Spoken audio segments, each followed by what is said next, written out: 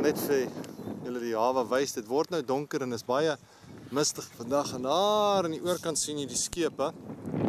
So kom ons zoom 'n bietjie in op die skepe daarso.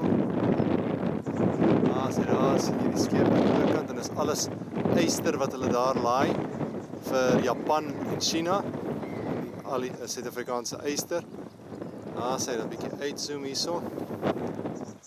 En hier sien jy nou die ou Saldanha Bay hier voor en dit is waar hulle die vis, hier is die vishawe hier voor. En dis hier waar ek in die vloot was. So die vloot is nou net hier voor ons, hierso is die vlootgeboue hier op die bultjie.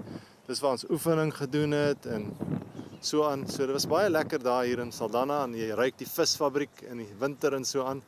Maar ek was bly ek was hier gewees. Dis 'n goeie ou dae om weer hier te wees en Saldanha Bay te sien. Sê. Mooi ou Saldanha.